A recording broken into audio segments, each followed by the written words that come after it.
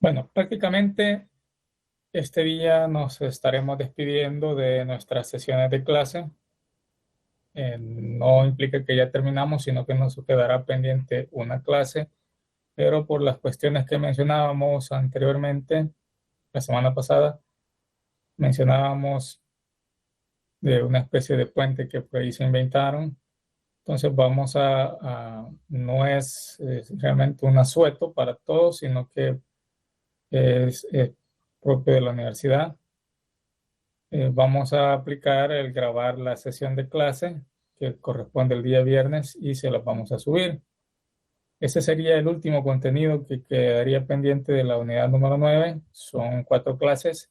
Ahora vamos a recibir la clase número 3, pero es en uno de los aspectos bastante importantes de la unidad número 9 lo que vamos a abordar ahora.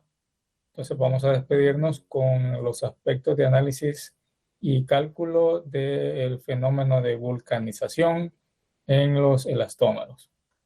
De ahí la clase 4 que les menciono que se va a grabar, es bastante teórica, conceptual, solamente clasificación y simbologías de muchos de los polímeros que ustedes van a encontrar en su campo o en su vida diaria, los logos o los símbolos que encuentran como símbolos de que sí se puede reciclar o no se puede reciclar, las abreviaturas como el PEP, el plástico PEP, el PET, ¿verdad? Que ya sabemos que es el polietileno tereftalato, y algunos otros también detalles que se pueden mencionar, ¿verdad? El PMMA, que es uno de los polímeros también de uso bastante frecuente, el polimetil metacrilato, son los nombres así extendidos que tienen propiamente los polímeros, pero que se pueden abreviar, como los que acabamos de mencionar, PEP o PMMA. Bien, entonces, si no nos alcanza el tiempo al final, ya puedo acá indicarles que ha sido un placer enorme para mí estar participando en en la asignatura. Claro, estuvimos a cargo de ciertas unidades, pero por igual disfruté bastante compartirles lo poco que hemos aprendido respecto a esas unidades que desarrollamos juntos. Y a todos les agradezco la asistencia y participación, ¿verdad?, que han tenido. Realmente me alegra que sean persistentes, a pesar de que la mayoría, más del 40%, 50 o incluso el 60% de estudiantes que ya no asisten a clase, ¿verdad?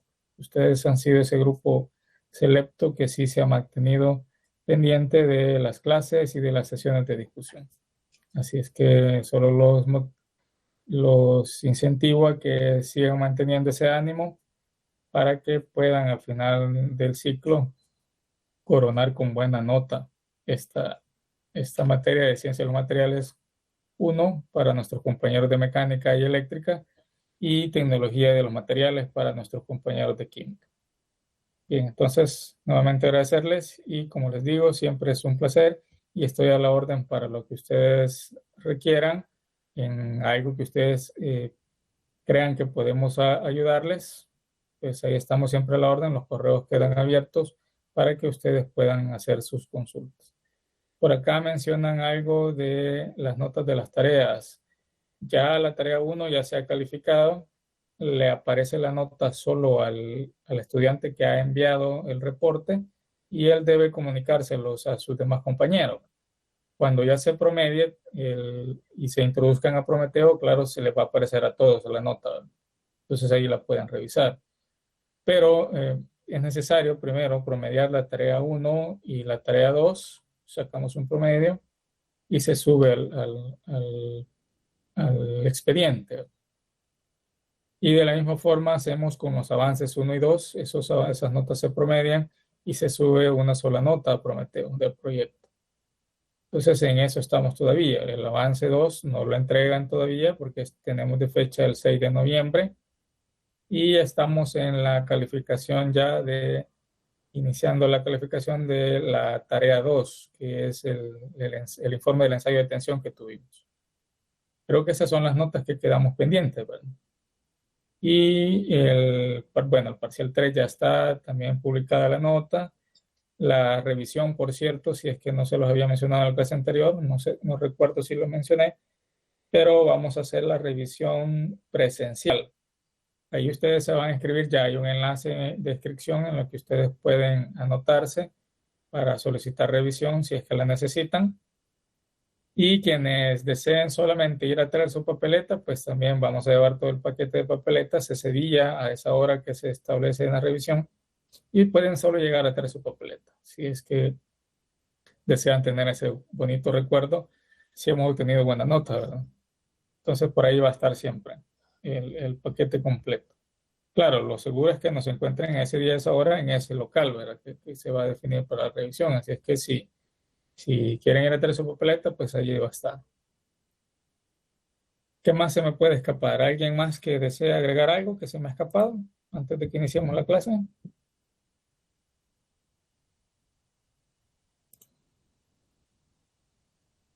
Por ahí Raúl consultaba eso de las tareas. ¿Estamos claros, Raúl, con la duda que tenía por ahí?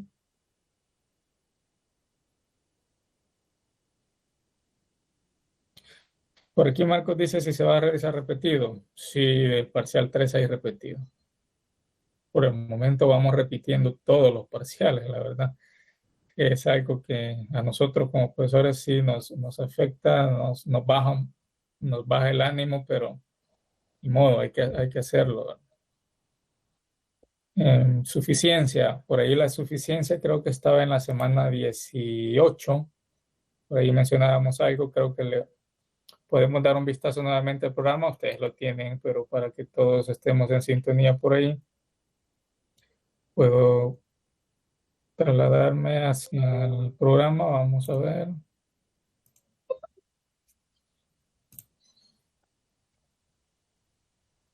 Sí, los repetidos todos van a ser presenciales, de ahí si no nos escapamos. Y por ahí alguien, ya que menciona los repetidos, alguien consultaba respecto a si podía cambiarse la fecha de los repetidos. Y parece que el repetido 3 pues, se está indicando para un sábado, perdón, para un jueves. Y alguien lo solicitaba para fines de semana. Es bastante complicado ahora con las limitaciones que hay para ingresar al campus, el que se nos pueda permitir ingresar sábado. Así es que lo veo un tanto difícil programar repetidos sábados, sino en días hábiles de lunes a viernes. Entonces por acá tenemos los programas para que veamos el de suficiencia, que espero que no necesiten del examen de suficiencia, pero aquí dice que está en la semana 18.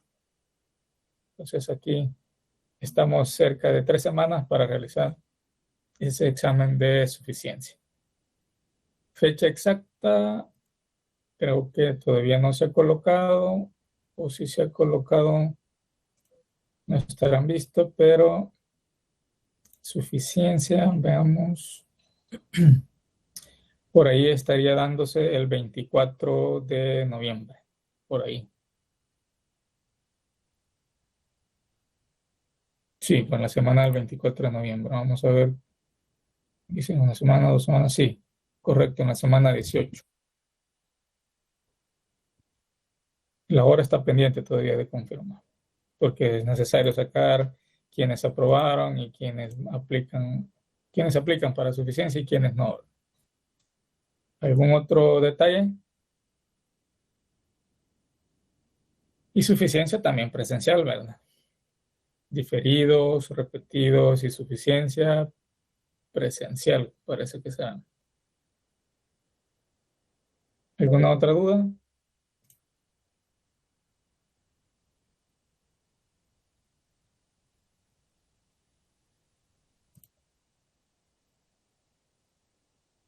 Eso todavía no lo hemos definido. Preguntan respecto a la hora de revisión. Todavía no hemos definido la revisión del parcial 3, aunque en el enlace está. Creo que en el enlace sí está, en el que ustedes deben inscribirse. Si alguien ya se inscribió por ahí, puede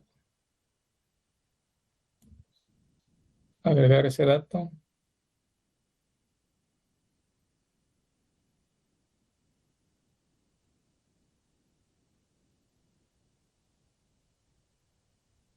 Sí, porque la fecha la tenemos hasta veamos, hasta ayer, fue 31 de octubre. Y ya les colocamos acá que va a ser presencial. Ya vamos a actualizar esa fecha de realización de esa revisión. Manténganse pendientes siempre de los avisos en el aula virtual, ¿no? Y repitiendo nuevamente, sesiones de discusión, llegamos hasta este día también, y las del día jueves y el día viernes serán asíncronas, es decir, que solo les vamos a subir el video para que ustedes puedan revisarlo. Esperábamos que se agregaran sus compañeros del día jueves y viernes a las sesiones de lunes y martes, ayer y ahora, es decir, pero no hubo mayor atención al llamado. Así es que ahí va a estar el video para que lo puedan revisar. Y la última sesión de clase también será asíncrona, solo se subirá el video de las últimas partes conceptuales de la unidad número 9. Bueno, ahora sí, arrancamos ya con la clase número 3, la última clase que vamos a tener en forma síncrona. Veamos, me confirman si, bueno, voy a iniciar grabación.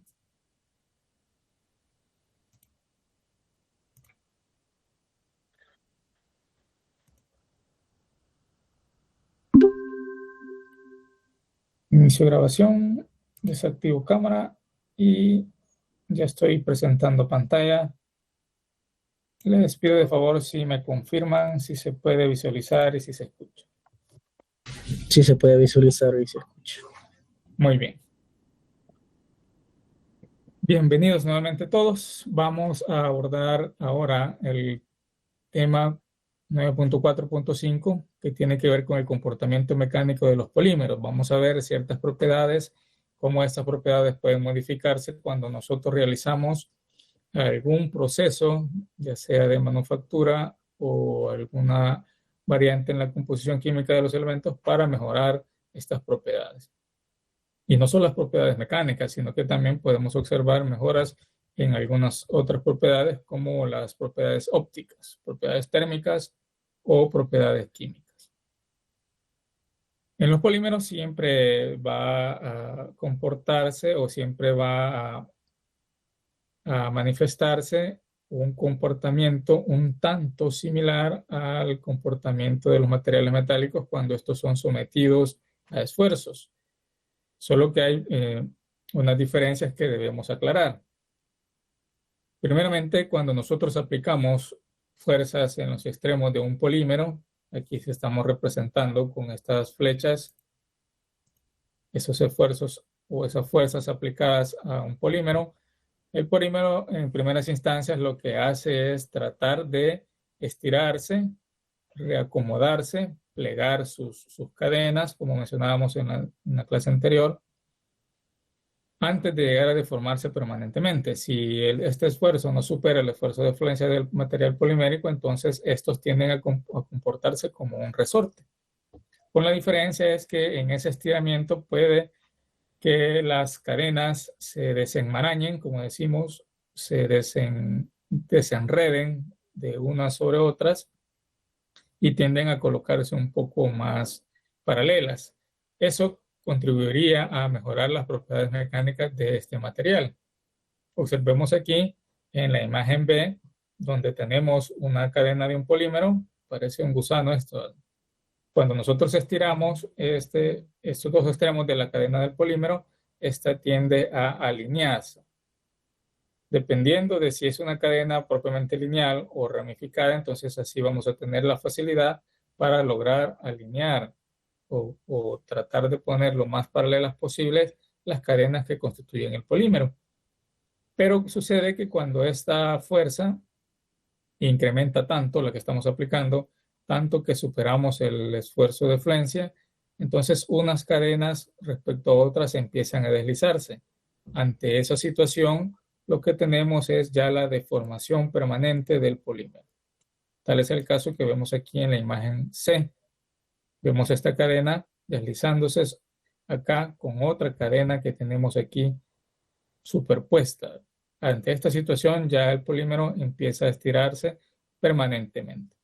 Aquí no sucede como sucede en los materiales metálicos que sometimos a ensayo allá por la unidad número 3, en donde observábamos que para que un material se deformara permanentemente, decíamos, todo iniciaba desde un microhoyuelo y que ese microhoyuelo se empezaba a acumular o empezaba a agruparse con otros microhoyuelos, tanto que empezaba a reducirse la sección transversal del material y empezábamos a observar un encuellamiento incluso. Aquí no sucede como tal, ¿verdad? Aquí lo que sucede es que las cadenas del polímero empiezan a deslizarse unas sobre otras, dejando ya una deformación permanente. Ya vamos a ver más adelante en esquemas también cómo se representa esto a nivel macroscópico, cómo lo podríamos nosotros observar a nivel macroscópico. Entonces ahí tenemos la deformación elástica por estiramiento de las cadenas, comportándose como resortes, deformación elástica que puede estar ya ante el paso inminente de la deformación plástica cuando las cadenas ya se alinean casi paralelas unas con otras. Y por último, la deformación plástica permanente que se sufre, ¿verdad?, en el material. En el comportamiento elástico, ¿qué es lo que tenemos? En esta deformación, esta deformación precisamente es el resultado de dos mecanismos. Primeramente, hablamos de que cuando se aplica el esfuerzo, ese esfuerzo lo que hace es distorsionar un poco el enlace covalente que unen las moléculas de los meros que van enlazados para formar toda la cadena del polímero.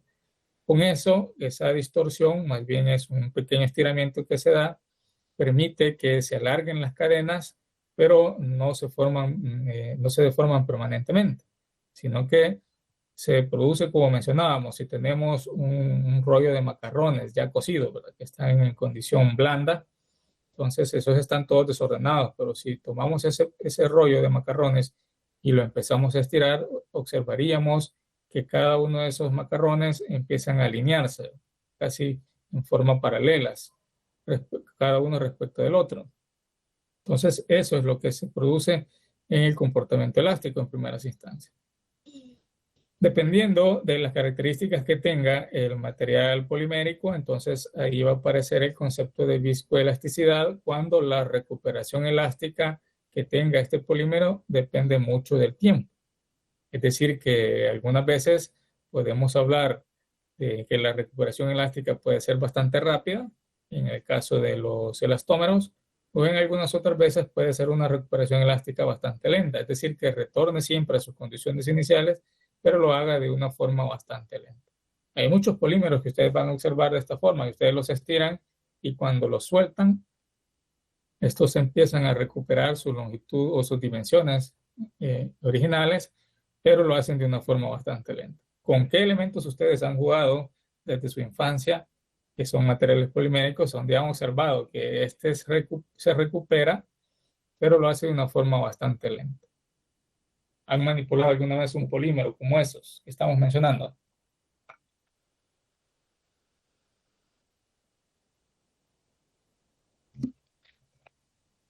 ¿A ustedes que mascan chicles? ¿Sí les gusta mascar chicles?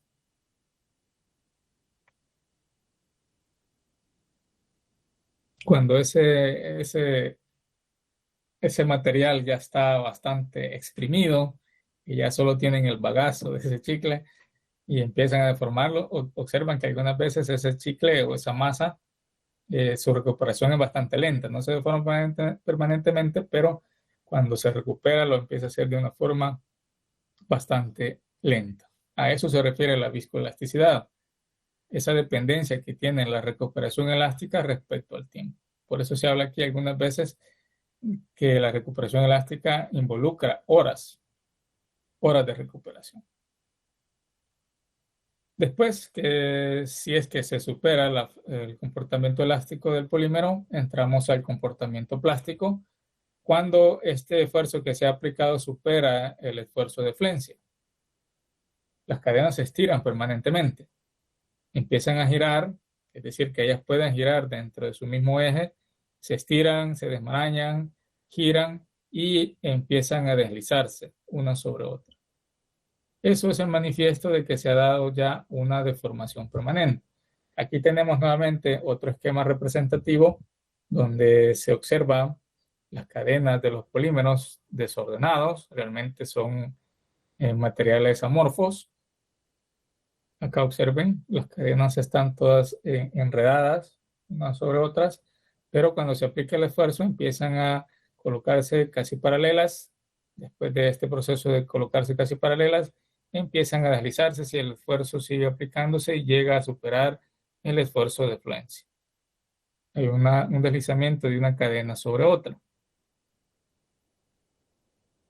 Pero a nivel macroscópico, lo que nosotros observaríamos en el caso de los polímeros, cuando los sometemos a esfuerzos de tensión, tenemos aquí la probeta. Observen que es similar a las probetas que estudiamos en los ensayos de tensión en los materiales metálicos, sobre todo. Cuando aplicamos esfuerzos, estas empiezan a estirarse. Se estiran, pero sucede algo peculiar.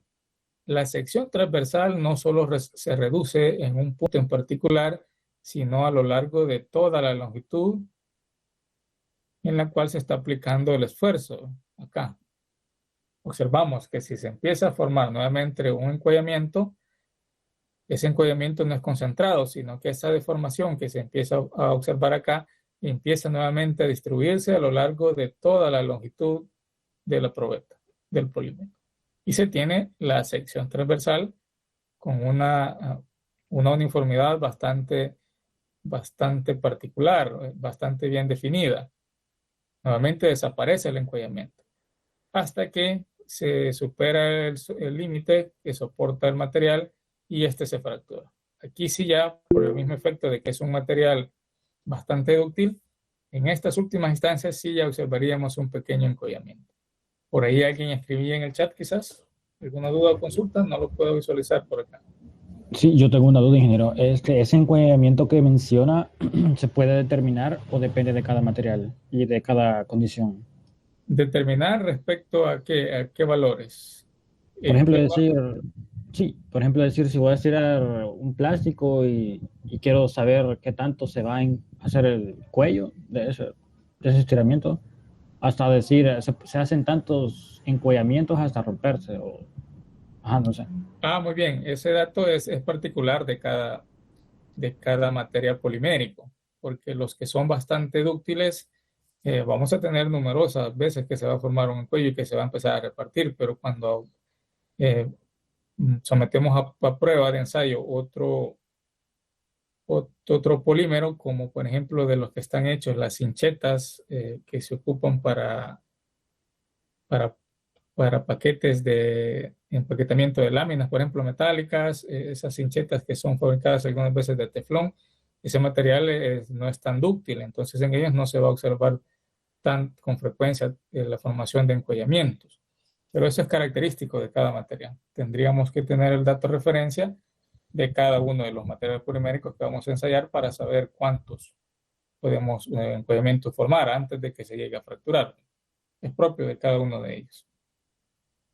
Incluso en los polímeros que son bastante tenaces, vamos a ver un comportamiento casi similar a lo que veíamos en el comportamiento frágil, donde no va a haber un encollamiento, sino que rápidamente se parte el polímero.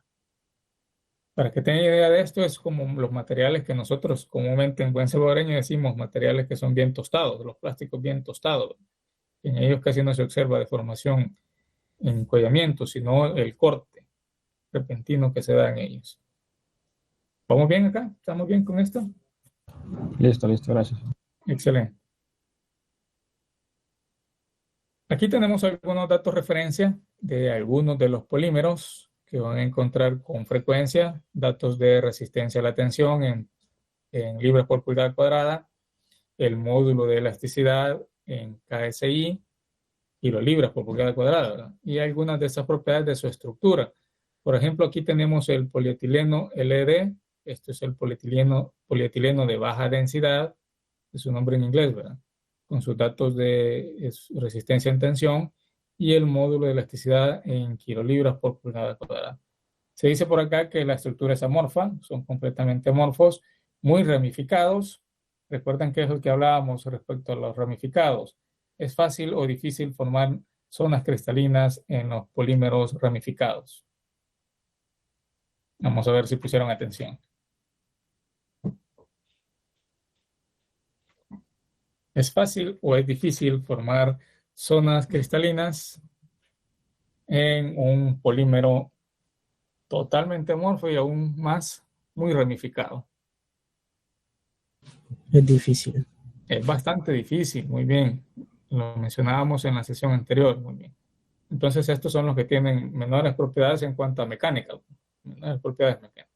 Tenemos el polietileno de alta densidad, observen el mismo polímero, pero con un valor de peso molecular mayor, lo que hace que tenga una densidad mayor, y de ahí viene su nombre, de alta densidad o de peso molecular grande. Observen cómo cambia en gran medida su esfuerzo en tensión y su módulo de elasticidad. Si la estructura amorfa con monómeros simétricos, esto es lo que le permite que se pueda formar en algún momento cristales, además de que tiene pocas ramificaciones. Observen que si tiene pocas ramificaciones es bastante o puede formarse con mayor facilidad unas zonas cristalinas. Después tenemos el propileno, igual con sus características, el poliestireno, parte del poliestireno acá, el Durapax, cuando está expandido. Aquí observen las propiedades que pueda tener. Y el cloruro de polivinilo, que ya lo mencionábamos antes, el PVC. Estructuras amorfas, y característico de esto es que los átomos de cloro son bastante grandes y eso le puede dar ciertas mejoras también a este polímero. El cloro sobre todo se utiliza para el soporte que pueda tener a altas temperaturas y a radiación ultravioleta. Otros valores de densidades que tenemos por acá en gramos sobre centímetros cúbicos para el polietileno de baja densidad, que también lo pueden encontrar ustedes abreviados, impresos en tapas de botellas, por ejemplo, o en cualquier otro elemento que está fabricado a partir de polímeros. El LDPE, polietileno de baja densidad. LLDPE, polietileno de baja densidad, pero lineal. Y el polietileno de alta densidad, HDPE, con sus valores de densidad, resistencia a la tensión en megapascales, el porcentaje de alargamiento y la cristalinidad, que anteriormente también aprendimos a cómo calcularla. Por ahí presentábamos una ecuación bastante interesante de cómo calcular la cristalinidad en los materiales poliméricos.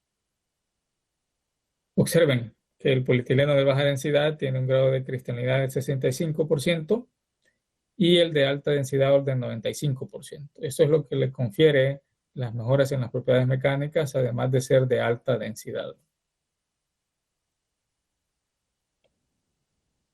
El efecto de la temperatura en la estructura y el comportamiento de los polímeros, esta imagen la presentábamos también en las clases anteriores y vamos a recalcar acá el efecto que tiene la temperatura sobre el comportamiento de los materiales poliméricos.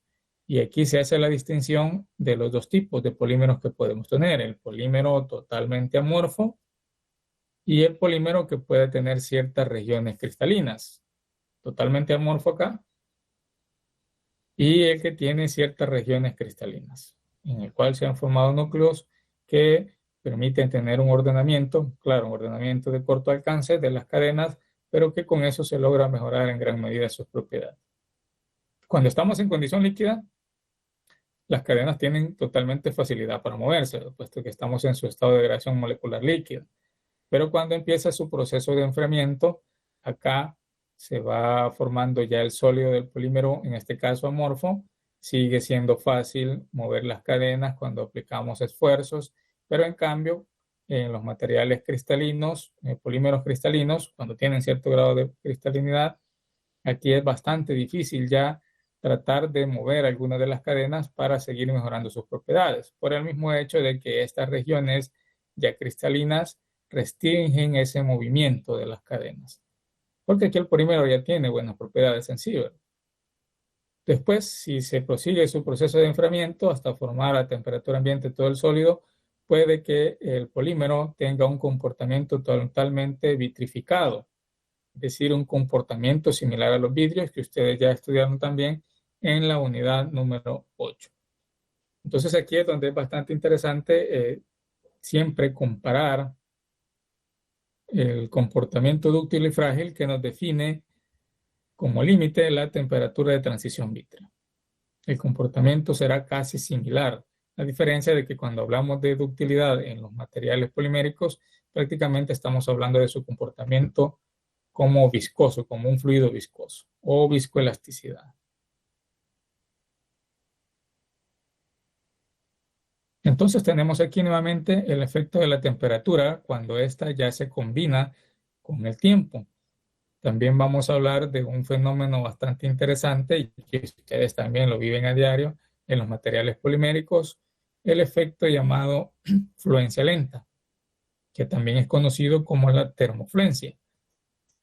Cuando combinamos tiempo con temperatura y el esfuerzo al que está sometido el polímero, vamos a observar un comportamiento bastante interesante, peculiar de estos materiales. Primeramente vamos a observar esta gráfica, donde tenemos esfuerzos aplicados en PSI y el tiempo de ruptura. Y también no solo de ruptura, sino también el tiempo de deformación permanente que pueda sufrir un material polimérico. Los valores de temperatura, en este caso tenemos acá 23 grados Celsius, 65 grados Celsius y 90 grados Celsius para este ejemplo del polietileno de alta densidad. Cuando éste está trabajando a una temperatura ambiente de 23 grados Celsius, observamos que tiene las propiedades o las mayores propiedades acá de esfuerzo aplicado. Pueden soportar bastante bien los esfuerzos. Pero cuando nosotros empezamos a aumentar temperatura hasta un 65 grados Celsius, entonces el esfuerzo decae en gran medida.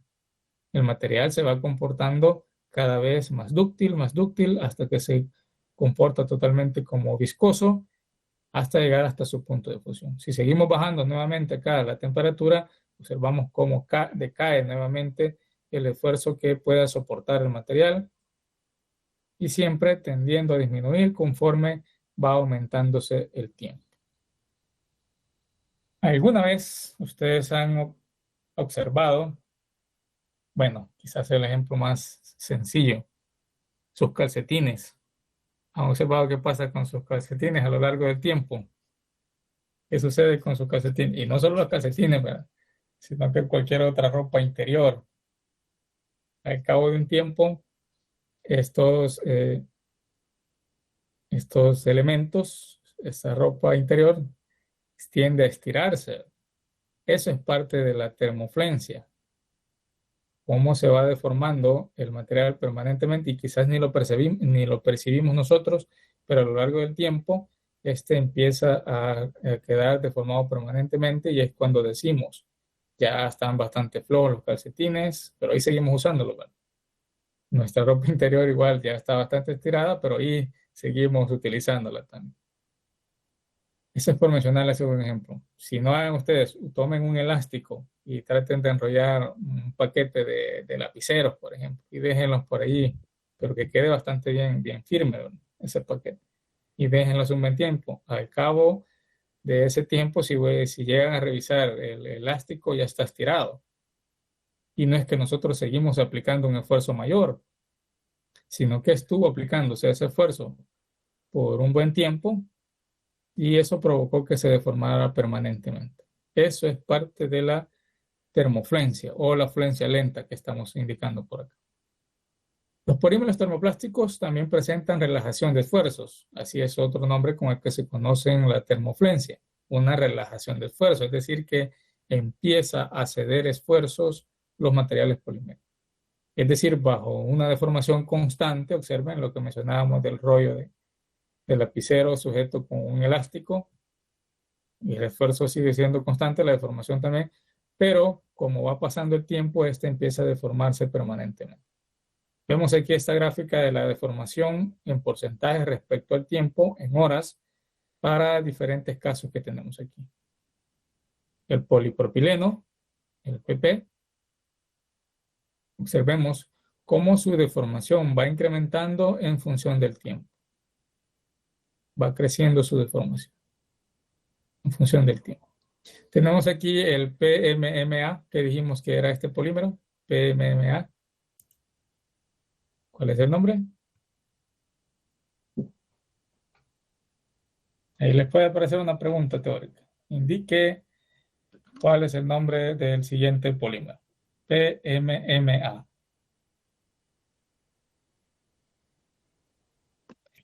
¿No hay nombre?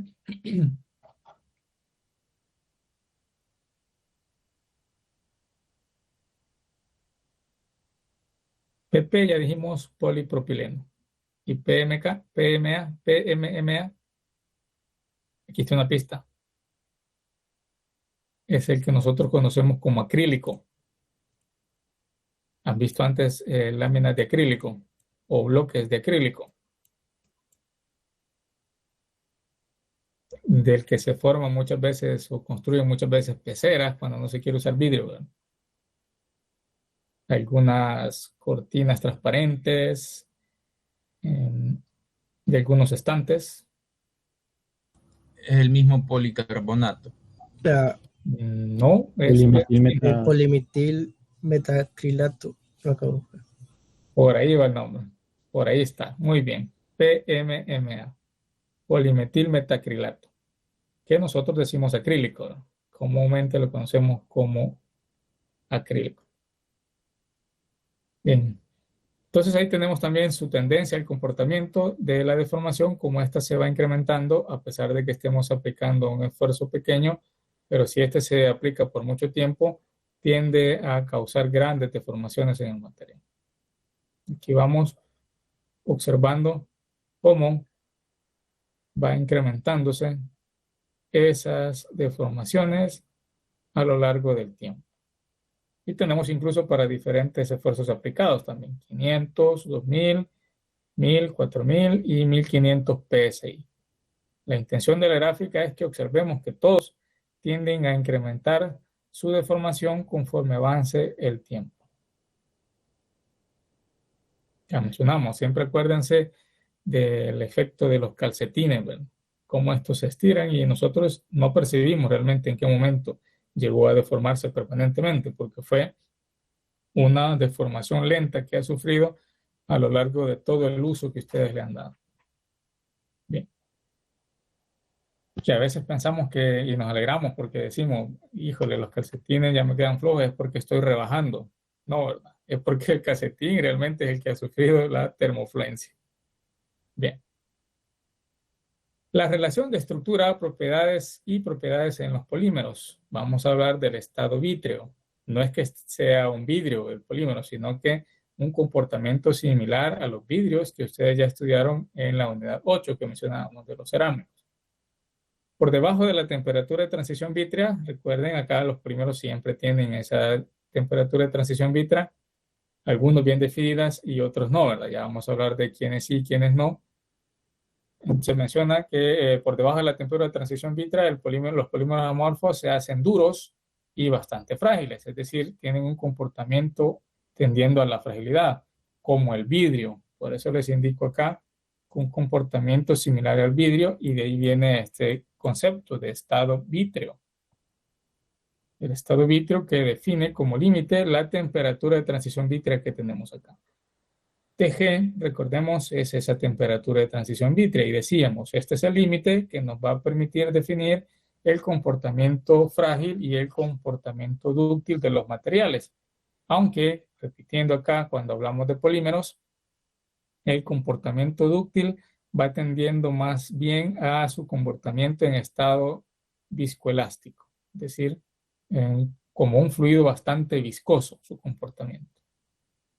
Por lo tanto, dice acá, para los materiales totalmente amorfos, polímeros totalmente amorfos que tienen este comportamiento vítreo, la densidad y el módulo de elasticidad cambian. ¿Qué podemos hablar respecto a estos términos de su densidad y su módulo de elasticidad? Si aquí tenemos la temperatura de transición vítrea y tenemos los tres casos, materiales poliméricos totalmente amorfos, este que está acá indicado como vidrio.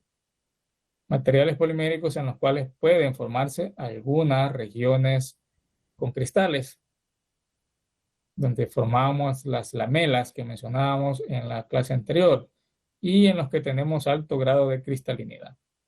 Observemos que los que tienen bastante bien definida la temperatura de transición vítrea realmente son los materiales poliméricos amorfos A su izquierda será el comportamiento frágil y a su derecha el comportamiento viscoso que tengan los materiales. Y esta que tenemos acá siempre es la temperatura de fusión.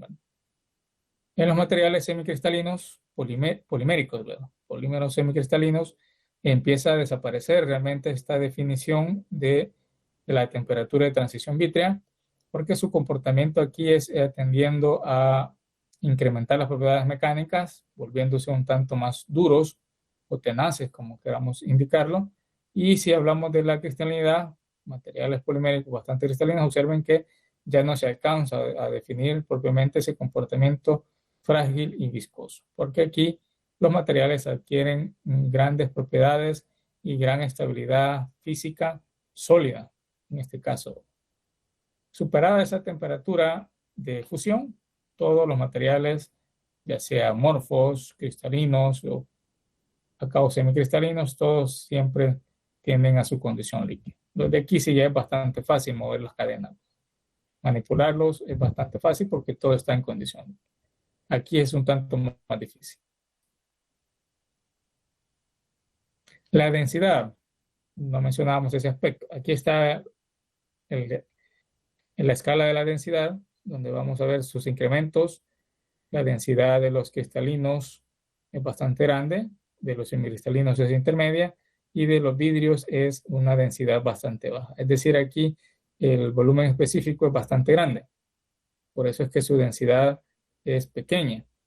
Eso los convierte en polímeros que son totalmente amorfos, como decimos acá, y en los cuales es bastante difícil querer formar algunas regiones cristalinas. Son los materiales de baja densidad, bajo peso molecular. Los polímeros vítreos, es decir, los polímeros totalmente amorfos, tienen una mala ductilidad y conformabilidad. Para que agreguen ciertas características a estos materiales amorfos. Poseen buena tenacidad, tienen buena estabilidad física, buena rigidez. Recuerden que rigidez va amarrado a ese concepto de qué tan firmes pueden mantenerse bajo condiciones de presión y temperatura en condición sólida. Y resistencia a la termofluencia. Pueden soportar bastante bien la termofluencia, es decir, pueden mantener aplicando esfuerzos durante mucho tiempo. La temperatura de transición vítrea comúnmente para estos materiales totalmente amorfos se encuentran en el intervalo entre 0.5 y 0.75 veces la temperatura de fusión, es decir, que están casi a la mitad o casi cercanos a la temperatura de fusión. Algunos datos agregados de intervalo de temperatura de fusión, intervalo de temperatura de transición vítrea y el intervalo de temperatura en el cual nosotros podemos procesar todavía bastante bien estos materiales. Aquí tenemos algunos de los que ya mencionamos, el polietileno de baja densidad, de alta densidad, aquí está el PVC, el propileno, el poliestireno, por mencionar algunos otros. Observen que el que nosotros normalmente llamamos teflón, ¿a dónde han utilizado teflón ustedes? ¿Lo han utilizado alguna vez? ¿A dónde han visto el teflón? En trabajos de fontanería. En los trabajos de fontanería, muy bien. Lo ha observado entonces en esa cinta que se utiliza como empaque, ¿verdad? Cuando va a agregar roscado, ¿verdad? Por ejemplo, un chorro, que espero que ustedes reparen las cosas que se rinden en sus casas con respecto a los chorros, por ejemplo, ¿verdad? El grifo, cuando lo vamos a sustituir, por ahí se le acostumbra agregar en las roscas externas una cinta de color blanco. Eso es teflón, ¿verdad? Ese es el teflón. Pero que normalmente se conoce como teflón. Su nombre correcto y propio es el politetrafluoroetileno. Observen que es un nombre bastante largo, pero para que entendamos qué es esto del teflón. Aquí tenemos el caso de sus temperaturas de fusión, de transición vítrea. Observen, este es el límite que nos enmarca su comportamiento frágil, su comportamiento viscoso y las temperaturas de procesamiento en las cuales podemos darle un buen conformado. Esto es importante para todos los procesos de manufactura cuando deseamos darle alguna forma distinta a las prefabricadas a estos materiales poliméricos. Muy bien. Observen, aquí aparece el nylon 66 que mencionábamos en la clase anterior. ¿Qué es eso de 66 que decíamos en el nylon? Ahí lo mencionamos. Posible pregunta de examen.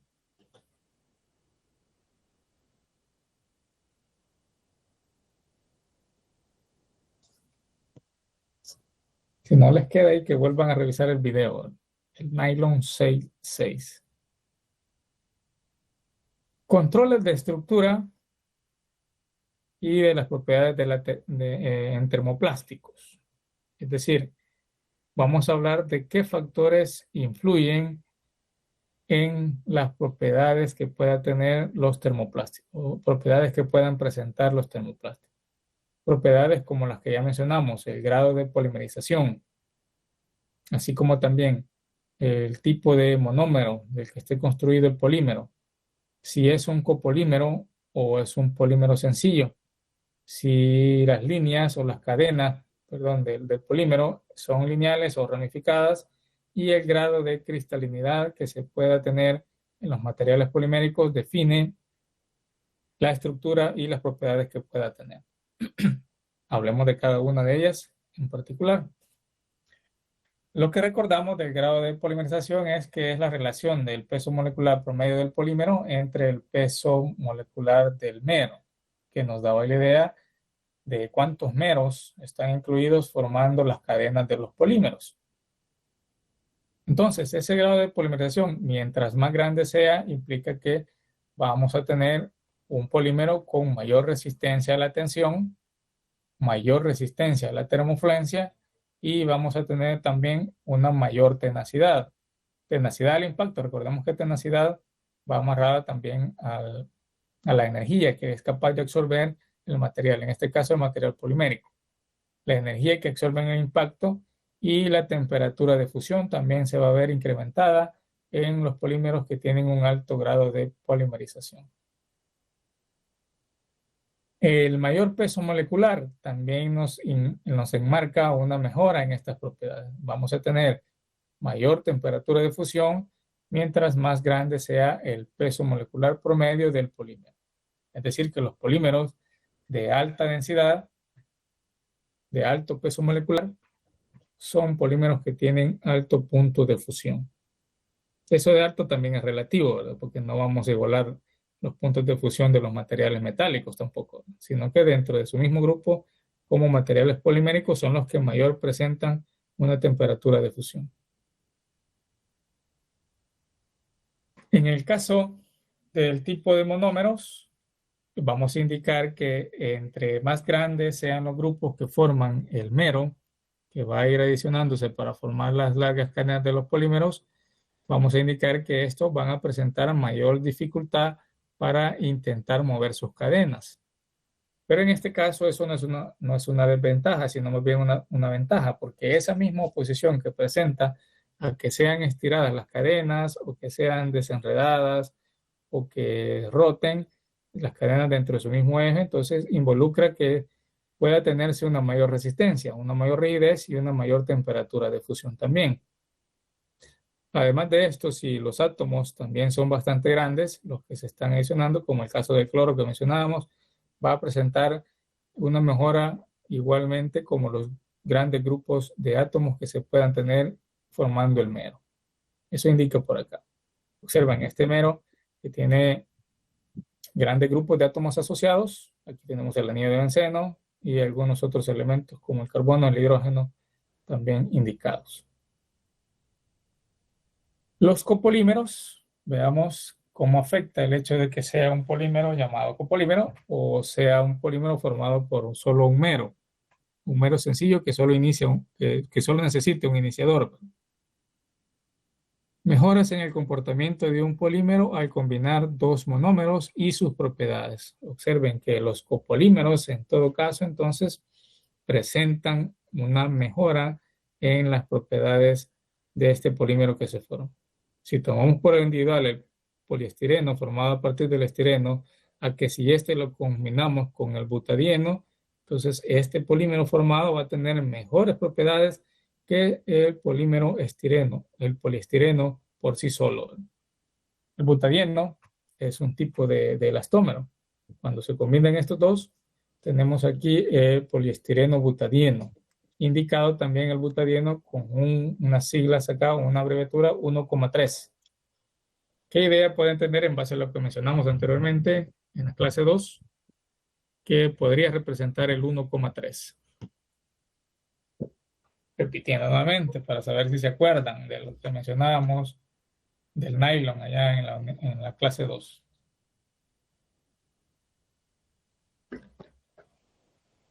¿Seguimos conectados? Sí, ingeniero. Para ingeniero, sí. Son para indicar en dónde está el doble enlace. Excelente, muy bien. Entonces estaría indicado en el 1 y el 3, pero ¿de quién? Carbonos. Carbono 1 y el carbono 3. Aquí, donde inicia ese doble enlace. Acá. Eso significa muy bien. Eso está muy bien. Siguiente factor, ramificaciones. Las ramificaciones reducen la densidad, reducen la rigidez, reducen la resistencia del polímero, ya que presentan obstáculos para que las cadenas estén estrechamente compactadas.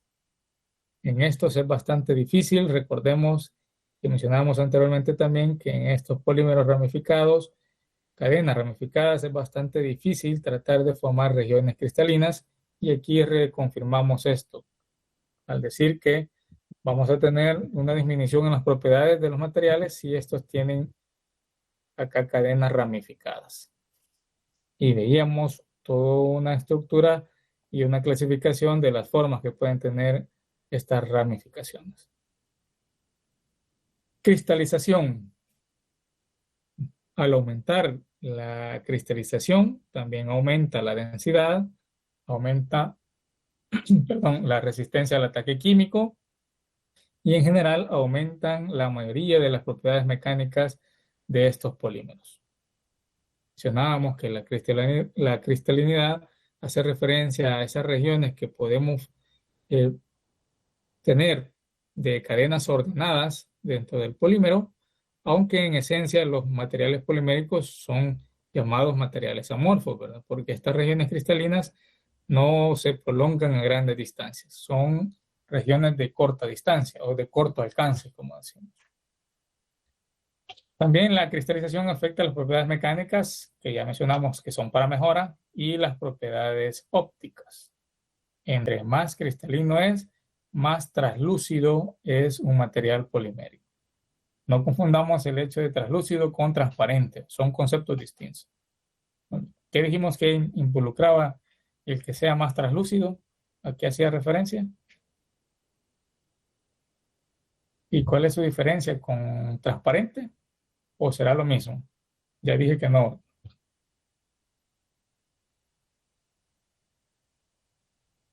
Translúcido dispersa la luz. Transparente deja pasar la luz a través de él. Propiedades de cristalinidad, densidad y punto de fusión para el polietileno de alta densidad. Aquí tenemos baja densidad. Y un polietileno lineal de baja densidad. Observen que estos son los que tienen mayor valor de cristalinidad, porque como son lineales, se puede formar acá, en gran medida, polímeros. Cristales, perdón, en el polímero. Tenemos valores de densidad, también acá, y los puntos de fusión.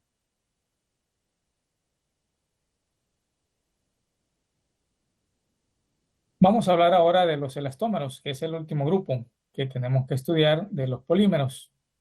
Los elastómeros son característicos porque ellos permiten absorber cerca del 200, incluso hasta 400 o más por ciento de sus dimensiones o de la deformación que se le pueda provocar. Cuando vemos este dato de deformación elástica superiores a los 200%, lo primero que se nos viene a la mente, un ejemplo de esto son los hules. Los elastómeros realmente son todos los cauchos o hules que nosotros más de alguna vez hemos utilizado en diferentes aplicaciones.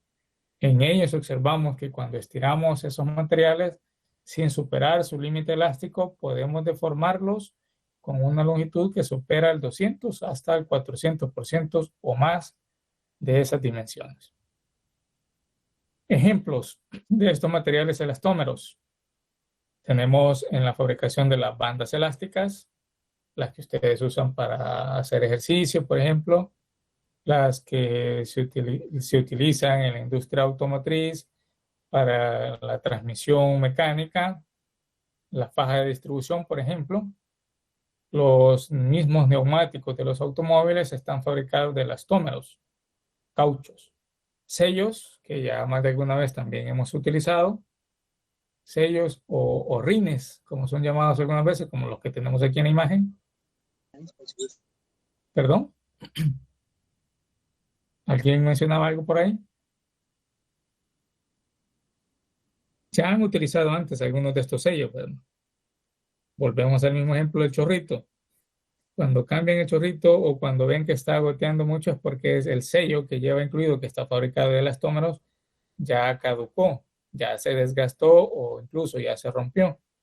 Entonces se sustituye por otros que son similares a esto. Cada uno va a tener una configuración distinta, pero son fabricados a partir de los materiales poliméricos llamados elastómeros. Estos elastómeros igual pueden ser orgánicos y pueden ser inorgánicos.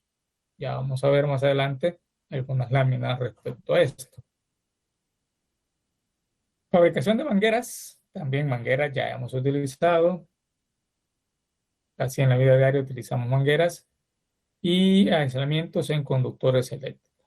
De hecho, hay una cinta que es llamada así, cinta aislante, utilizada para estos propósitos. Incluso los tubos termoencogibles, que algunas veces tienden a sustituir esa cinta aislante, también están fabricadas a partir de materiales poliméricos, en este caso elastómeros. Una característica importante de los materiales elastómeros es la histéresis que presentan. Algunas veces en el campo de la electricidad, por ejemplo, aparece este concepto de histéresis refiriéndose a las corrientes parásitas que se forman cuando estamos ante la presencia de campos magnéticos en núcleos metálicos, por ejemplo. Pero en este caso, esas corrientes parásitas allí son desventaja. En el caso de los materiales elastómeros es una gran ventaja, porque eso nos permite indicar que el elastómero es capaz de absorber vibraciones mecánicas. Y de ahí el hecho de que estos elastómeros también son utilizados en la construcción de elementos que funcionan como amortiguadores. ¿Cómo es esto? Tenemos aquí la curva de histéresis de los hules o de los cauchos o de los elastómeros en términos generales. Aplicamos un esfuerzo acá y cuando este retorna a sus condiciones iniciales, no lo hace bajo los mismos niveles de esfuerzo aplicado, sino que absorbe cantidades de esa energía, en otras palabras, y regresa con un menor valor de esfuerzo a su condición inicial. De ahí vemos su alta aplicación en un amortiguamiento. Recordemos que en un amortiguamiento su intención es que logre disipar esa energía que se ha obtenido por un movimiento vibracional, un movimiento alternante, las oscilaciones, que ya han estudiado ustedes en algunos otros cursos, es necesario erradicarlas, ¿verdad? Entonces, los elastómeros absorben esa energía de esas oscilaciones hasta que logran disiparlas. Ahí vemos su gran aplicación. Muchas de las, por ejemplo, y deberían construirse así, ¿verdad? Muchas de las pasarelas que se construyen llevan incluidos elastómeros, que en ese caso es un subproducto del hidrocarburo, del petróleo, que es casi como ya el residuo o la basura que se saca de procesar todo el petróleo, pasando por gasolinas, diésel, aceite combustible, el full oil, grado 6, pasando después por el asfalto, pasando por la brea, búnker y todo eso. Lo último que se obtiene es un caucho que tiene buenas propiedades todavía de absorber vibraciones y se utiliza como apoyos en uno de los puntos de la sujeción de todo ese puente de una pasarela peatonal, por ejemplo. Esto con el objetivo de que la estructura no sea rígida, sino que cuando se tenga la presencia de sismos, entonces la estructura baile al ritmo del sismo y no que sea una estructura rígida que pueda colapsar ante ese movimiento telúrico. Ahí es una de las grandes aplicaciones de los elastómeros como elementos amortiguadores. Otra de las características importantes es que sus dimensiones cambian grandemente al aplicar cargas, ya lo mencionamos, 200% o más de 400% de sus dimensiones originales. Pueden ser cauchos naturales y orgánicos cuando llevan carbonos incluidos, o también pueden ser inorgánicos cuando su columna vertebral no está construida por átomos de carbono, sino más bien una combinación de silicio y oxígeno, como en el caso de las siliconas, esta que tenemos acá. Como la porción que se está presentando acá. Que ustedes ya se imaginarán en dónde se pueden utilizar estos elementos de cadra, como el que están mostrando. Tenemos acá los cauchos naturales que se fabrican a partir de la savia de este árbol. ¿Conocen cómo se le dice, cómo se llama este árbol aquí en buen salvadoreño? Aquí, ¿cómo se le llama a ese árbol? Maquilisco. El maquilisgual. De ahí puede sacarse alguno, pero hay otro en particular. Hule. El palo de hule, ¿sí? El palo de hule. Que su nombre correcto es la castilla elástica, de por ahí viene.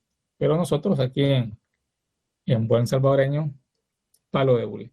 La savia que se extrae, y observen cómo lo hacen de forma artesanal, ¿verdad? Colocan acá el depósito y hacen unas cuantas fisuras acá en el árbol, sale su savia y esta sustancia que se obtiene es precisamente ese elastómero.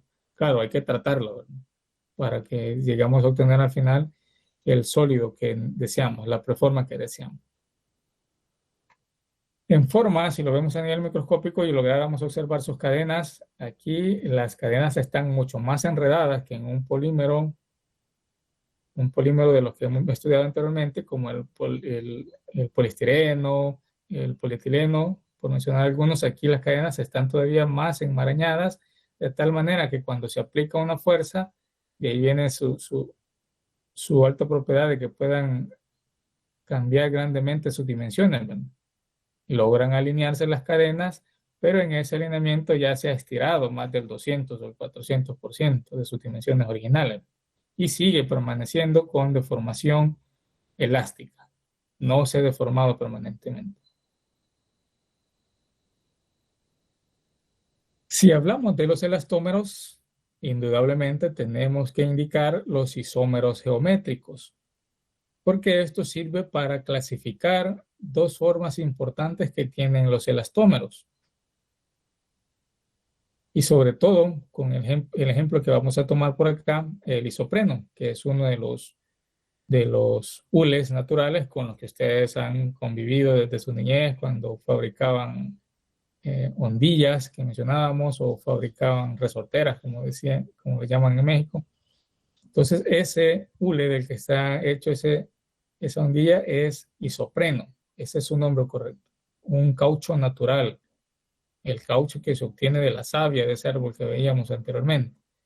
Y sus estados isoméricos, recordamos ese concepto que también lo mencionamos en la clase anterior, tiene que ver con polímeros que tienen la misma composición química, pero que su estructura es distinta. Y por eso hablamos de isómeros geométricos. Dependiendo, en este caso ya vamos a ver la estructura de los isoprenos, que llevan incluidos ese grupo metilo, dependiendo de dónde esté ubicado, tomando como referencia la columna vertebral que mencionábamos del polímero, dependiendo a qué lado esté ubicado ese grupo metilo respecto al hidrógeno y a la columna vertebral, entonces así va a ser su comportamiento y las propiedades que va a tener.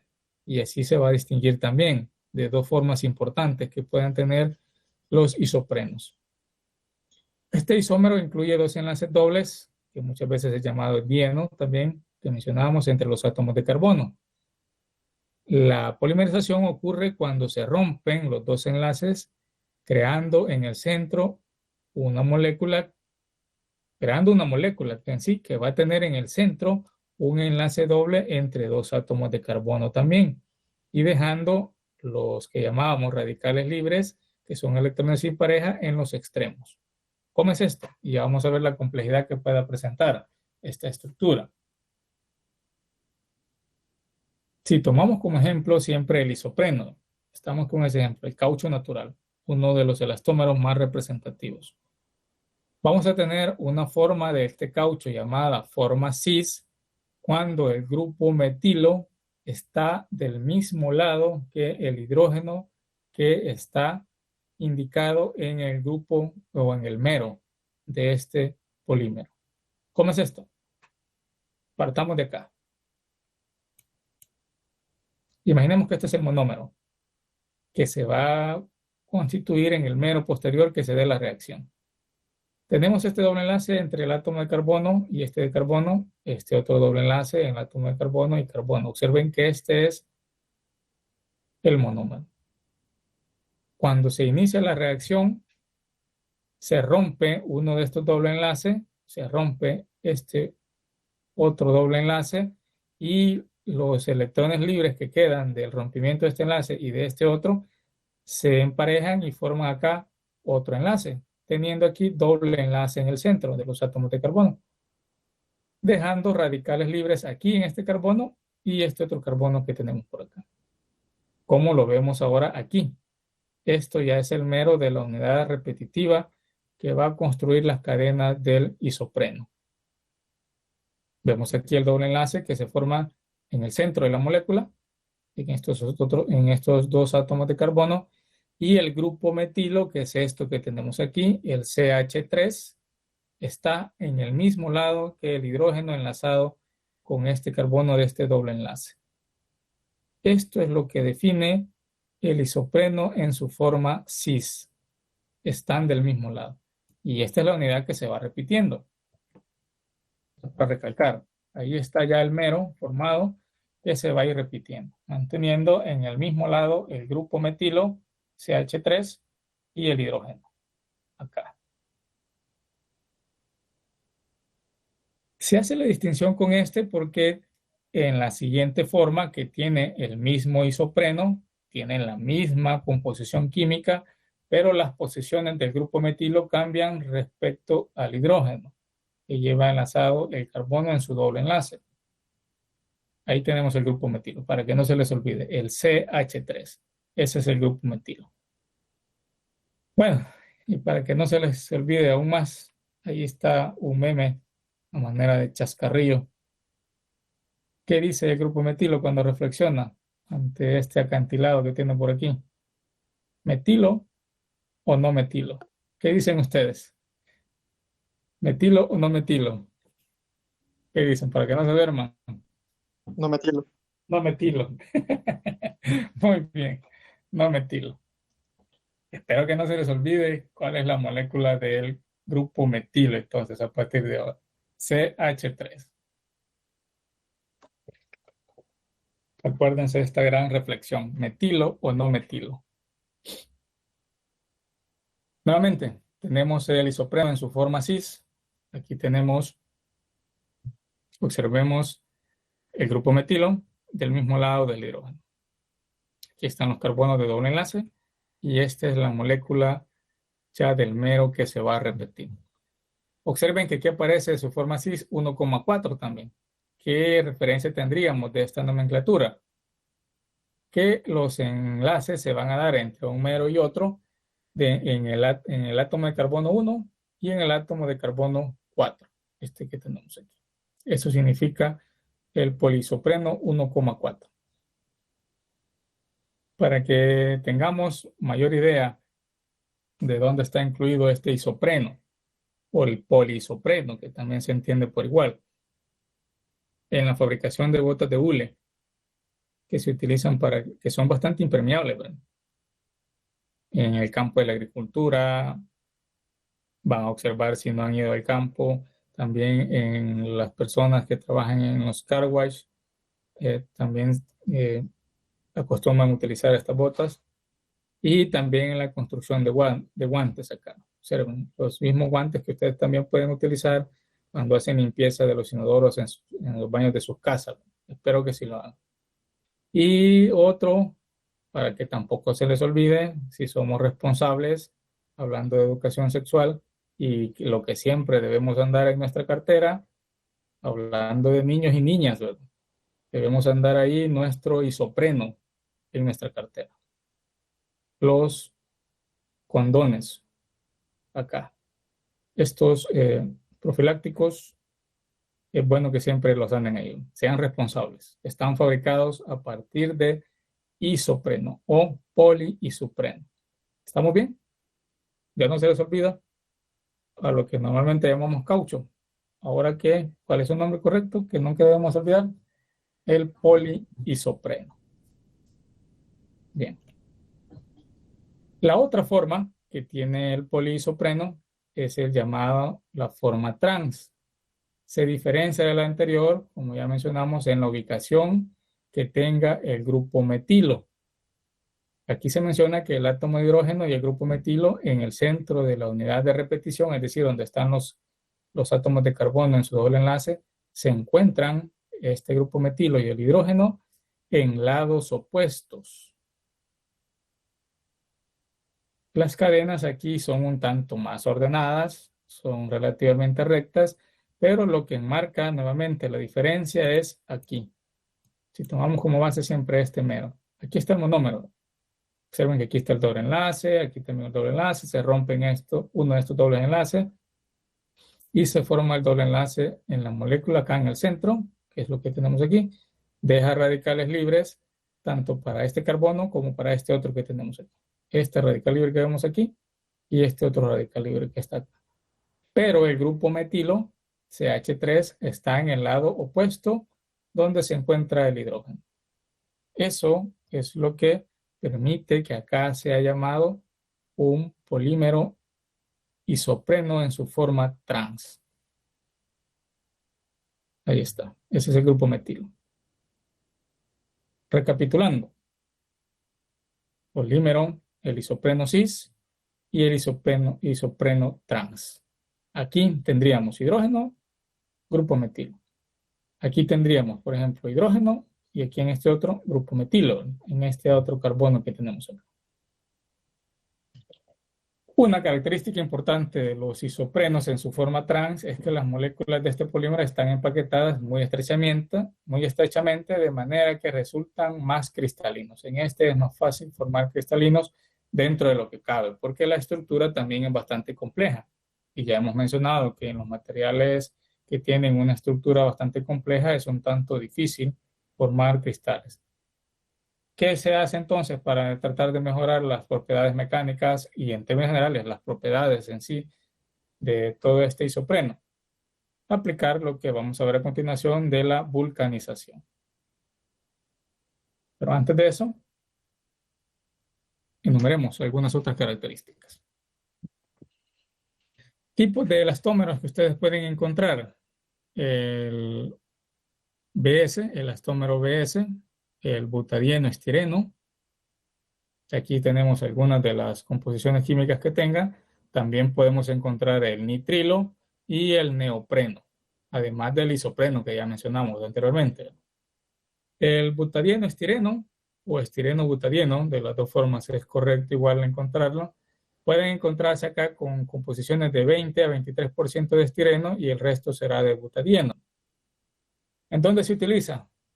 Se usa para neumáticos en automóviles, soporta bastante bien las vibraciones, bastante uso en soportes como elementos amortiguadores, puede combinarse con azufre, es decir, que podemos aplicar la vulcanización en ellos, ya vamos a ver en qué consiste esto de la vulcanización, y no produce cristalización. Como su estructura es un tanto compleja, es bastante complicado tratar de formar zonas cristalinas, pero se refuerzan a partir de la vulcanización, ¿verdad? Y se obtiene buenas propiedades en este tipo de material. Algo peculiar, se hinchan en contacto con gasolinas y aceites. lo que ustedes van a observar cuando van a cambiar un neumático en la llantería de su vehículo, ¿verdad? Cuando observan que le ponen en la unión entre el neumático en sí y el rin de su vehículo, siempre lo embarran con ciertos aceites. Eso es para mejorar el sello que pueda producir este elastómero cuando se hincha, cuando se le introduce aire, ¿verdad? Aparte de eso, se hincha con este contacto de materiales combustibles como gasolina o aceites combustibles, todos los derivados del petróleo. Entonces eso provoca mejor sello y además de eso que se reseque el material. Ahí ven la importancia de por qué hacen ello. Tenemos aquí el caucho butadieno estireno, está formado por el butadieno, dijimos, y el estireno. Aquí está la unidad que se va a repetir, el mero que se forma a partir de estos dos monómeros. Y los ejemplos, vehículos en sus llantas y algunas otras porciones para sellos. Sellos de elementos que, claro, no van a estar en contacto con aceites u otras cosas, si es que esto va a ser desventajoso para ese sello o esa unión que se tenga. El nitrilo es un copolímero también formado a partir del butadieno y el acrilonitrilo. Y aquí tenemos también las cantidades, 55 y 82% para butadieno y 45 o 18% para acrilonitrilo. Aquí tenemos los dos monómeros que se deben unir para formar el nitrilo. Son bastante costosos para su fabricación. De hecho, todos los elastómeros son bastante complicados en su fabricación y soportan bastante bien la interacción con gasolinas y aceites. Esta es una de las ventajas importantes si queremos comparar este nitrilo con el anterior, el BS, el butadieno estireno. Estos no ven modificadas sus dimensiones en contacto con materiales derivados del petróleo, aceites combustibles, gasolina, diésel, búnker o cosas como esta, el fuel oil también. Y de ahí su gran uso en la fabricación de mangueras que van a transportar precisamente combustible. Bueno, como estas no se hinchan, no se corre ese riesgo de que pueda haber alguna fuga. Si es que esto es bastante delicado, entonces ahí se prefiere utilizar el nitrilo para la construcción de las mangueras. Los grupos de nitrilos son los que le dan precisamente las mejoras en la resistencia a las propiedades que mencionábamos anteriormente. Resistencia al desgaste y resistencia al hinchamiento en contacto con aceites o gasolina. Aquí vemos algunas de las aplicaciones también para formar algunos horrines en donde no se requiere que se hinchen, sino más bien que sea un sello bastante hermético. Y los guantes acá que tenemos también. Mangueras, ya mencionamos, que van a transportar combustibles. El neopreno, el policloropreno, es como propiamente es llamado este neopreno, un material común para la fabricación de mangueras y aislamientos eléctricos. Muy resistente a la combustión y contactos con aceites. Cuando alguna vez ustedes escuchen mencionar cintas aislantes autoextinguibles, hablamos del campo de la electricidad, están fabricadas principalmente con neopreno, porque estas permiten extinguir la llama que se pueda provocar ante un cortocircuito que se tenga en una instalación. Resistentes al ataque químico por oxígeno, ozono, luz, calor y el ambiente circundante. Aquí tenemos su molécula, donde el cloro, para este caso del neopreno, es el que le da o le confiere precisamente esas propiedades de resistencia, sobre todo a la radiación proveniente del sol. El ozono también, calor y luz. ¿Dónde lo encontramos? Fabricación de equipos de buceo, el traje de buceo, también en bandas de distribución, de transmisión de potencias, como las que utilizamos en los vehículos, y alguna que otra alfombra por ahí que ustedes van a ver en Dollar City, por mencionarles algún comercio. Las siliconas, ya casi vamos finalizando. Estas se basan en cadenas ya no de carbono, sino que de silicio y oxígeno. Esa va a ser su columna vertebral. Son inorgánicos. A una velocidad reducida de deformación se estiran, es decir que si nosotros empezamos a deformar lentamente la silicona, sí va a observarse un estiramiento. Pero si ese estiramiento o ese esfuerzo que le aplicamos es bastante rápido, entonces va a tender a romperse. Las siliconas entonces son bastante delicadas en este sentido. Dependiendo de la velocidad de aplicación del esfuerzo, así va a poder absorber esa deformación o va a romperse. Resisten altas temperaturas. Observen que son bastante buenos a baja temperatura incluso. Pueden trabajar a menos 100 grados Celsius y mantener su estabilidad física.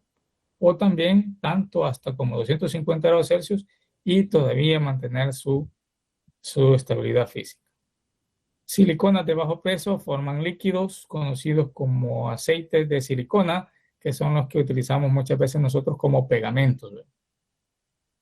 Esos que venden también en los comercios como pegamento. Aquí tenemos la estructura de la silicona. Observen la columna vertebral acá formada por silicios y oxígenos y los otros elementos que se van a agregar acá. Por lo general son cloros o grupos metilos agregados por acá. Como el caso que tenemos aquí, el polidimetil siloxano, que es el fabricado para la construcción de muchos de los moldes.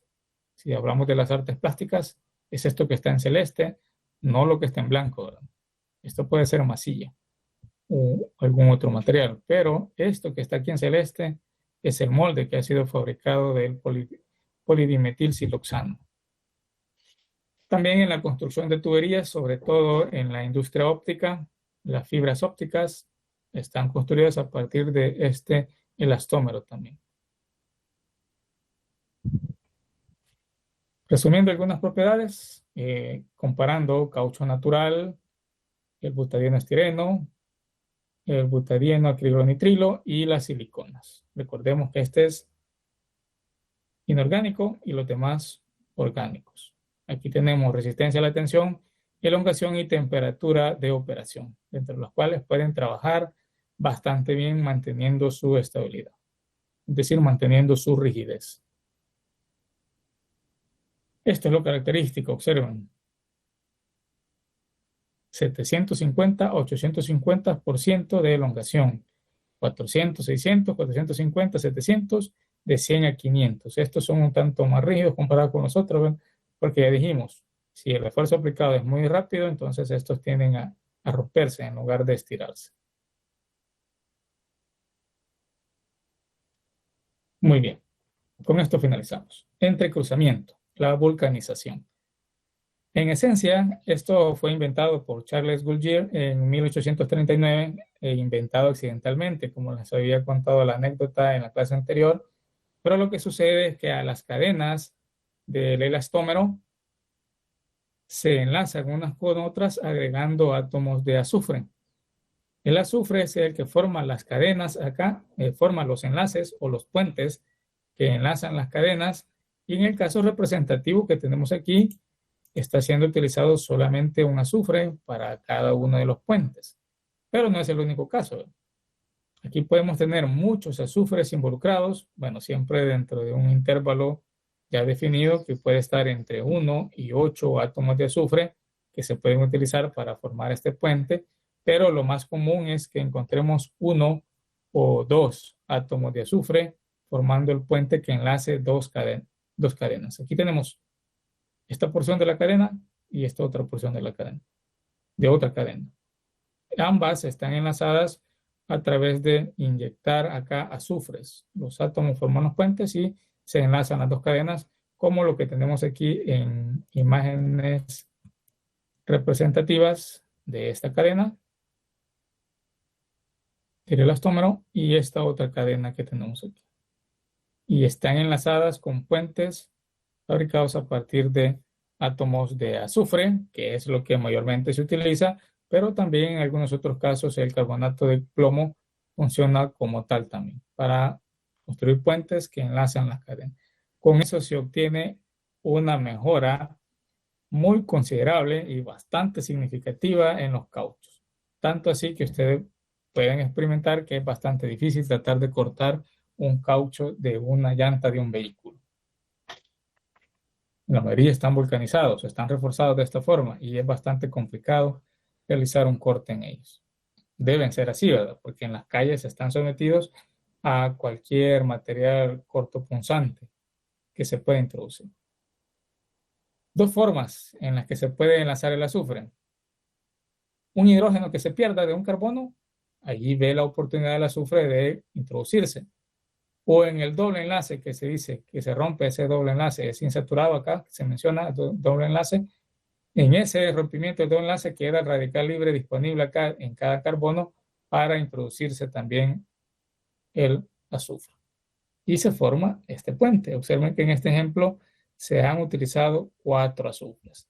Nosotros, en Ciencia de los Materiales 1, para idealizar y simplificar los ejercicios, por lo general vamos a asumir que solo un azufre está siendo utilizado para formar el puente de unión entre estas dos cadenas del polímero. Esta es una cadena y esta es la otra cadena. Así de simple fue el gran descubrimiento que realizó Charles Goodyear y se hizo famoso. Son de las mejores llantas que ustedes pueden encontrar ahora en el mercado. Bien, los sitios de fijación del azufre se presentan al reacomodar o perderse un átomo de hidrógeno o por la ruptura del doble enlace no saturado o insaturado de carbono, dejando los radicales libres. Esto produce un aumento en la resistencia a la atracción y módulo de elasticidad, conservando su extensibilidad, es decir, siguen teniendo ese comportamiento como elastómero, pero una mejora en estas otras propiedades. Datos característicos. Condiciones normales, si hablamos de porcentajes de azufre agregados, pueden rondar entre 3 o como máximo 5% de azufre, que se agrega normalmente en un proceso de vulcanización. Habrán casos bastante particulares y solo, como dicen, mandados a hacer, en donde a los elastómeros se les agrega hasta un 45% de azufre. Pero esto ya no es típico. Esto, como menciono, bajo pedido, se puede modificar un elastómero agregando esta cantidad de azufres. Lo típico es que siempre vamos a encontrar entre 3 y 5% de azufre agregado. ¿Cuáles son las mejoras y cómo se van a observar? Aquí observen en este diagrama de esfuerzo de formación un polímero, un elastómero o un caucho vulcanizado comparado con uno natural, normal, sin vulcanizar. Como se ven, grandes mejoras en sus propiedades mecánicas de resistencia o esfuerzo acá, resistencia a la tensión. Y con respecto a su alargamiento, observemos el caucho vulcanizado siempre soporta mayor carga y el no vulcanizado, que soporta poca carga, aunque las deformaciones sean casi similares. Observen, los intervalos de deformación son casi similares porque, como mencionábamos anteriormente, mantienen su extensibilidad, su mismo comportamiento de elastómero no se pierden. Lo que se mejora es su resistencia a la tracción y su módulo de elasticidad. Con esto terminamos, ya para cerrar. Así es que, por favor, todos acompañando con los cálculos para que no se duerman y veamos cómo le entramos a este ejercicio de vulcanización. ¿Seguimos conectados?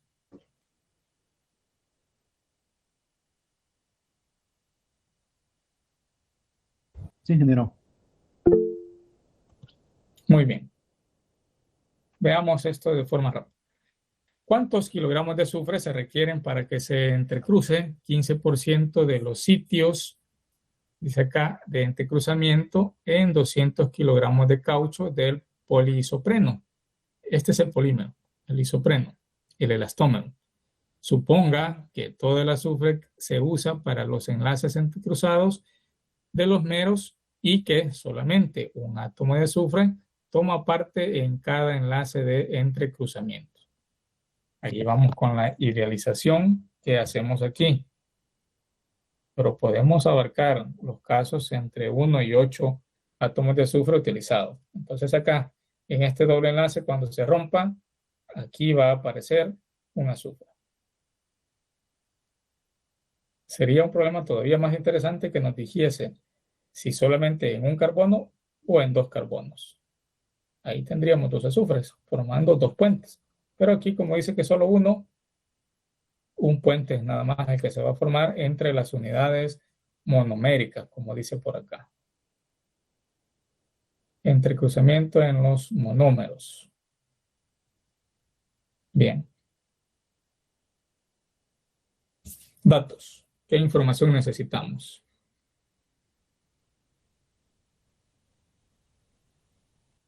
La masa del isopreno nos dice que son 200 kilogramos. Y a esos 200 kilogramos le vamos a agregar carbono. Precisamente la masa de, perdón, le vamos a agregar azufre, ¿verdad? Precisamente la masa de azufre es la que deseamos descubrir. ¿Cuánto debemos agregar? Vamos a indicar la masa de carbono. Si quieren poner un dato bastante exacto del carbono, pueden utilizar esta cantidad, 12.0107 gramos mol. Pueden utilizar también solamente 12. Ahí va a depender de las especificaciones que digan los problemas de los exámenes para que vean cuántos decimales van a utilizar. Siempre pongan mucha atención a las indicaciones. Bien. La estructura del isopreno.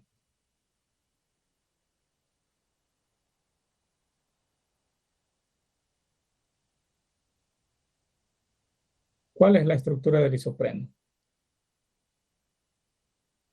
¿Cuántos carbonos? Tenemos 1, 2, 3, 4, 5 carbonos. ¿Cuántos hidrógenos? 1, 2, 3, más 3 son 6, 7, 8 hidrógenos. C5H8.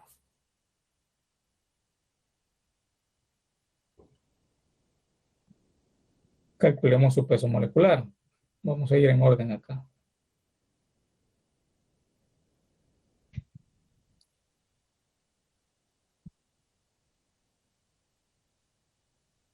Peso molecular del isopreno. Aquí sería 5 veces la masa atómica del carbono más 5 veces la masa atómica del hidrógeno. Tendremos entonces acá que el peso molecular del isopreno es de 5 por 12.0107 más 5 por 1.0079 y veamos aquí cuánto nos da. Peso molecular del isopreno. Si me acompañan acá con el cálculo, pueden verificar que les tiene que resultar un peso molecular acá para el isopreno de 68.1167 gramos mol. ¿Por qué suponen que estoy sacando el peso molecular del isopreno? Si tengo el peso molecular del isopreno y tengo la masa total del isopreno, ¿qué puedo calcular?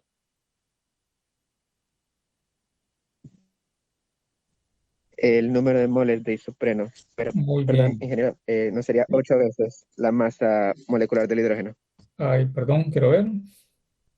Ah, correcto, sí, aquí. En esta parte, ¿verdad? Aquí se nos fue todo. Aquí dijimos 5 veces la masa del carbono y aquí 8 veces. Sí, aquí está 8. Pero la respuesta sí es esta, 68.1167. Lo que faltaba aquí era esto que había puesto 5 en lugar de 8. ¿Estamos bien?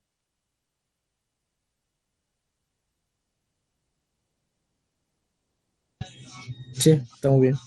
Excelente. Muy bien. Entonces vamos a calcular los moles de, no, primero los moles de isopreno. Ya sabemos la ecuación. Moles de isopreno se obtienen conociendo la masa total de isopreno entre el peso molecular. Ya hemos utilizado esto un montón de veces, ¿verdad? Recordábamos aquella ecuación que veíamos que el número de moles es igual aquí. Masa total es igual al número de moles por la masa atómica, decíamos en aquel caso, solo que ahora estamos hablando de peso molecular.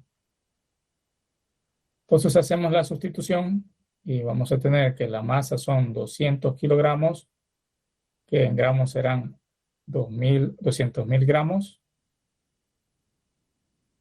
El peso molecular resultó de 68.1167 gramos mol.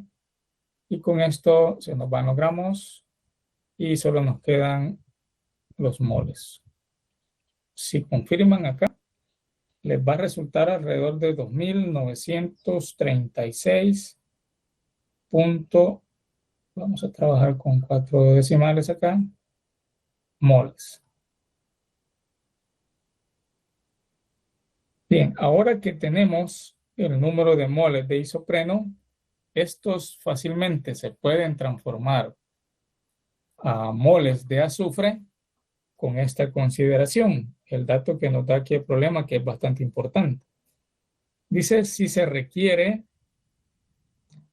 que se entrecrucen 15% de los sitios de entrecruzamiento. Es decir, esto es como una eficiencia. Es decir, que es parte de todos los moles que tenga el isopreno, solo el 15% de esos moles son los que se van a utilizar para enlazar el azufre. Por lo tanto, aquí vamos a poner con 15% de entrecruzamientos,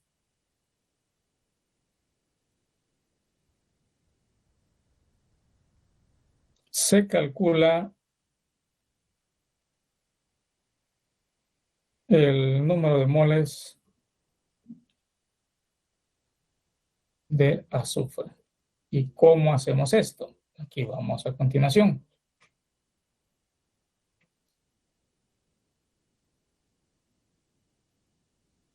Moles de azufre. Los moles de azufre, y esta ecuación pueden indicarla a ustedes, agréguenla a su banco de ecuaciones para su examen. Se calcula multiplicando esa fracción de entrecruzamientos por el número de moles del elastómero que estemos utilizando. En este caso es el isopreno. El isopreno. Como ese dato ya lo tenemos, si dice que es el 15% de entrecruzamientos, aquí la fracción es 0.15 y el número de moles que obtuvimos para el isopreno es de 2.936.1375. Con esto nosotros ya transformamos esa cantidad de moles del isopreno a moles de azufre. Aquí nos va a resultar de 440.4206 moles de azufre. Muy bien. Ahora que ya tengo los moles de azufre, ¿cómo paso esto a masa? ¿Alguna idea? Con el peso molecular del azufre. Muy bien, con el peso molecular del azufre. Aquí vamos a poner, ¿cuál es el peso molecular del azufre? Peso atómico sería en este caso, porque ya el azufre es un átomo, ¿verdad? O así lo estamos trabajando en otras unidades. ¿Cuál es el peso atómico del azufre? 32.065 gramos mol. Ese dato vamos a trabajar. Entonces, ya sabemos, como dijimos, masa es el número de moles, en este caso de azufre, por la masa atómica de azufre. De aquí solo sustituimos, creo que aquí vamos a sustituir los 440.4206 moles y el peso atómico es de 32.065 gramos por mol. Ya se nos van los moles y solo nos queda gramos. Si me acompañan con los cálculos, me indican cuánto les da de masa.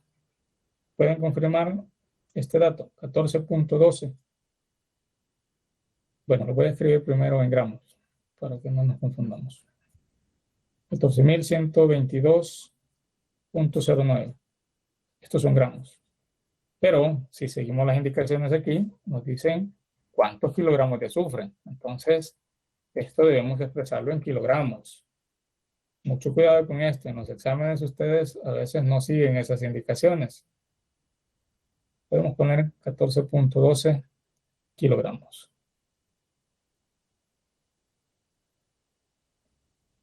Por ahí a veces por eso les arroja respuesta incorrecta porque no lo indican en las unidades que se mencionan en el ejercicio. ¿Pueden confirmar ese valor? Confirmo. Excelente. Y acá está entonces ya la cantidad de azufre que debemos agregar a 200 kilogramos de isopreno. Observen cuán sencillo es. Aquí hace falta agregar también otra eficiencia. Cuando nos dice este dato de que solamente un azufre se está utilizando, ¿qué pasaría si nos dice 2 azufres o 3 azufres utilizados en los enlaces? ¿Cuánta masa debería ser acá?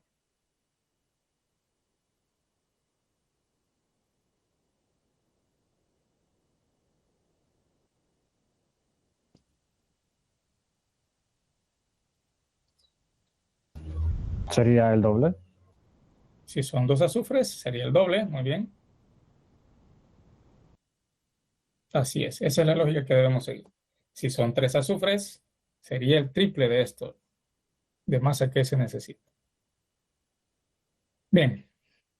¿Preguntas? ¿Dudas? Algunas veces también pide el valor de azufre en porcentaje, pero ahí ya ustedes saben, ¿verdad?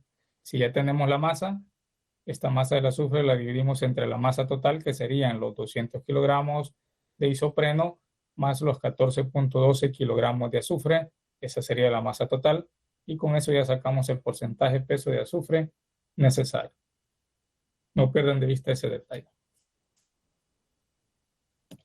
Con esto entonces damos por finalizada y cerradas nuestras sesiones de clase.